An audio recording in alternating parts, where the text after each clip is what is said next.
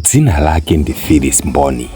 Ali ndi ana okwanira 9 ndipo onse sakuwadziwa azibambo awo.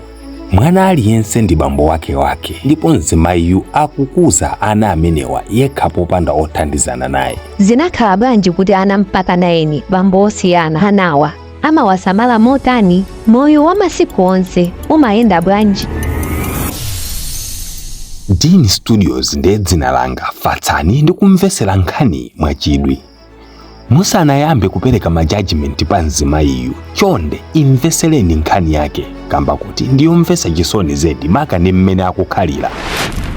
Mzimayiyu ndi wa dziko la Kenya. Anabadwa ndi kukula monga momwe mwana aliyense amakulira. Koma vuto anakula ndi umphawi wadzaoneni. Anabadwa mu banja la ana 6 koma anatsala 4 kamba ka imfa.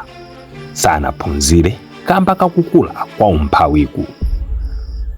Bambo a Phyllis anathamangisa mayi yawo ndi kukwatira akazi ena. Iwo akadali achichepere ndipo iwo amakuzidwa ndi mayi yawo owapezawo. Koma mwankhanza poti nthawi zambiri amawamana chokudya mpaka brother wake wa Phyllis anamwalira kamba ka njala.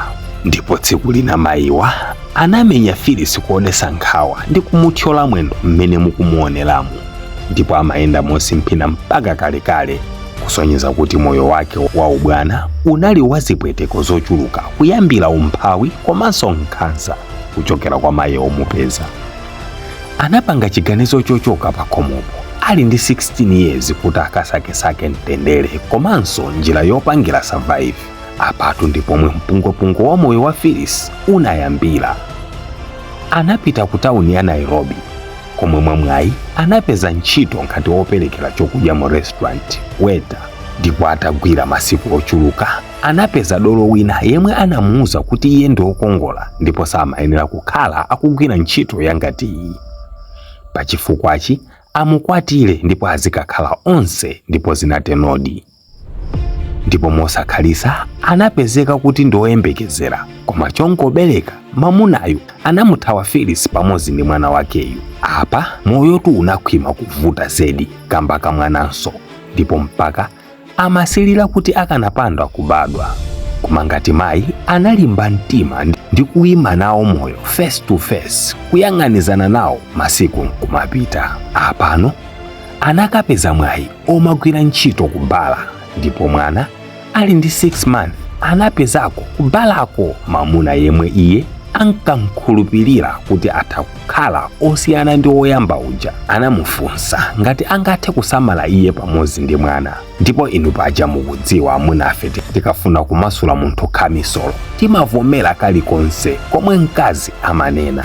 Anakakhala limodzi koma ali ndi pathupi pa 7 months Phyllis mamunayu anamuthawanso.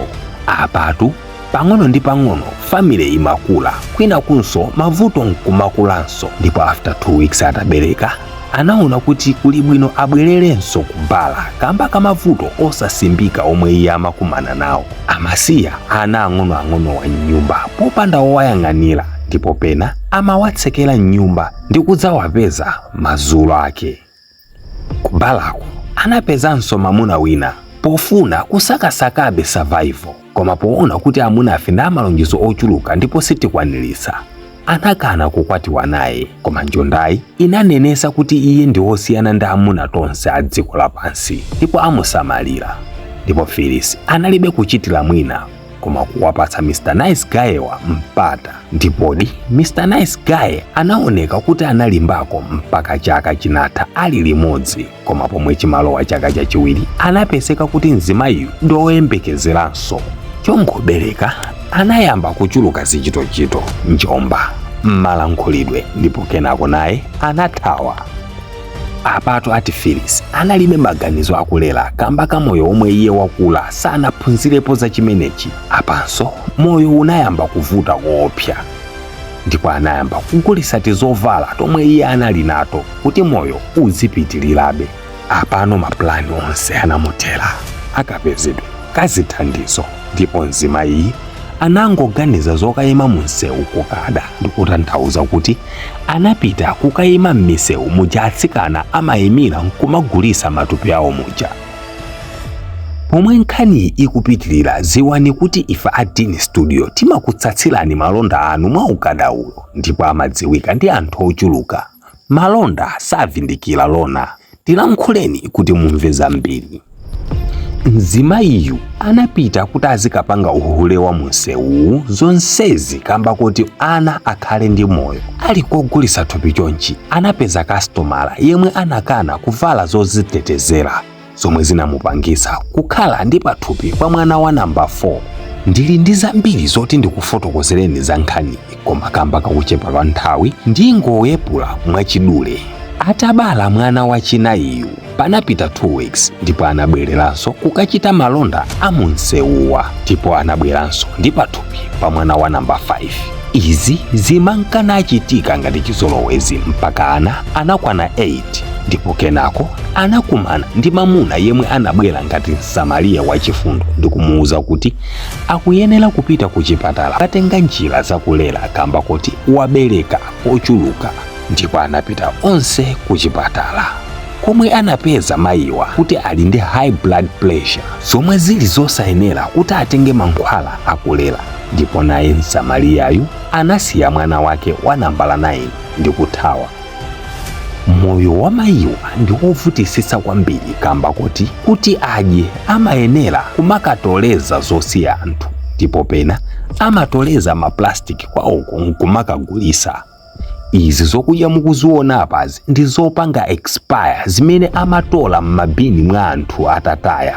Poziona kuti nzopanga expire iwo amatola nkumadya kumadyesaso ana.